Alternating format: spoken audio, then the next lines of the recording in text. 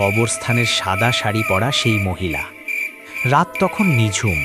শহর থেকে বেশ খানিকটা দূরে পুরনো সেই গির্জার পাশের কবরস্থানের ওপর যখন ভরা চাঁদটা এসে পড়ল, তখন এক অদ্ভুত নিস্তব্ধতা নেমে এলো। চারপাশ কুয়াশায় ঢাকা, যেন কোনো অদৃশ্য চাদর দিয়ে মুড়ে দেওয়া হয়েছে সবকিছু।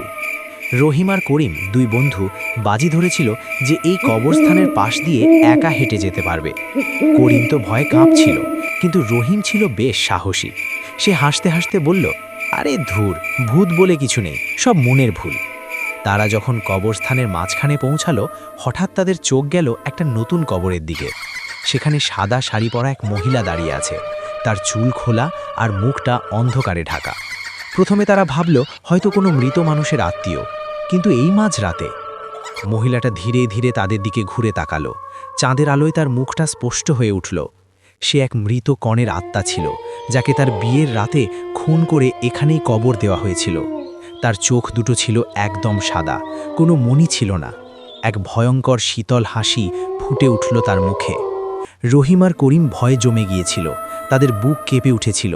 তারা দৌড়ে পালানোর চেষ্টা করল, কিন্তু তাদের পা যেন মাটির সাথে সেটে গিয়েছিল। মহিলাটা হাসতে হাসতে তাদের দিকে এগিয়ে আসতে লাগল। তার সাদা শাড়িটা হাওয়ায় উঠছিল। সেই রাতে আর কেউ তাদের খোঁজ পায়নি। রহিম ও করিমের অদৃশ্য হওয়ার ঠিক এক সপ্তাহ পরের ঘটনা। শহরের পুলিশ এই অদ্ভুত অন্তর্ধানের কোনো কুলকিনারা করতে পারছিল না। সবাই ধরেই নিয়েছিল তারা হয়তো কোনো অপরাধী চক্রের খপ্পরে পড়েছে, কিন্তু গ্রামের বয়স্ক মানুষেরা জানত এর পিছনে অন্য কোনো রহস্য আছে। তারা ফিসফিস করে সেই সাদা শাড়ি পরা কনের আত্মার কথা বলছিল। রমেশ, এক সাহসী তরুণ সাংবাদিক, এই রহস্যের পিছনে লাগার সিদ্ধান্ত নিল। সে গ্রামের লোকদের সাথে কথা বলল এবং কবরস্থানের সেই ভয়াল রাতের কাহিনী শুনল।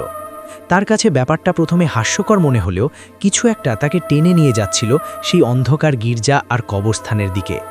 এক অমাবস্যার রাতে যখন চাঁদ পুরোপুরি ঢাকা ছিল, রমেশ তার ক্যামেরা আর টর্চ নিয়ে কবরস্থানে প্রবেশ করল। চারপাশ ছিল আরও বেশি অন্ধকার আর থমথমে।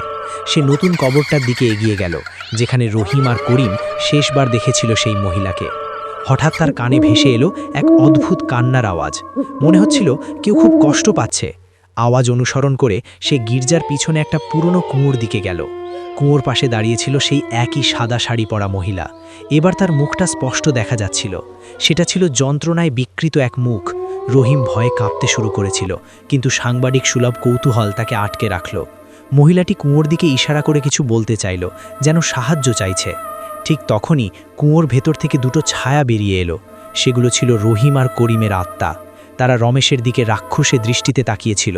রমেশ বুঝতে পারল সে এক সাংঘাতিক ভুল করে ফেলেছে। এই আত্মা কেবল শিকার খোঁজে, সাহায্য নয়। মহিলাটি এক বিকট হাসি হেসে রমেশের দিকে এগিয়ে এলো। রমেশের ক্যামেরা হাত থেকে পড়ে গেল, আর তার শেষ চিৎকারটা সেই অমাবস্যার রাতে কুয়োর অন্ধকারের মধ্যে মিলিয়ে গেল। রহিম আর করিমের মতো রমেশও অদৃশ্য হয়ে গেল, এবং সেই ভয়ঙ্কর কবরস্থানের রহস্য অমীমাংসিতই রয়ে গেল।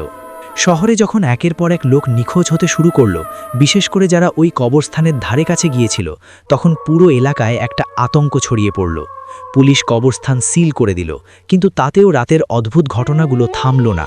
গির্জার ঘণ্টা আপনা আপনি বাজত গভীর রাতে, আর কুয়াশার মধ্যে সাদা শাড়ি পরা সেই অবয়বটাকে অনেকে দেখতে পেত।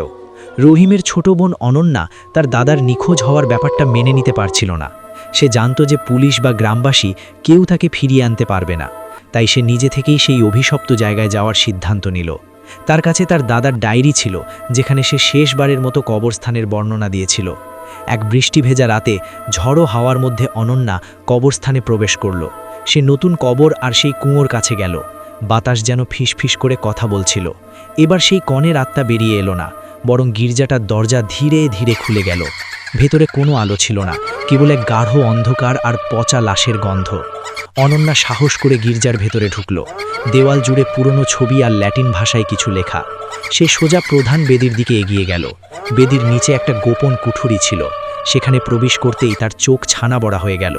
কুঠুরির মাঝখানে একটা কালো পাথরের বেদি, তার উপর পড়েছিল তার দাদা রহিম এবং সাংবাদিক রমেশের নিথর দেহ।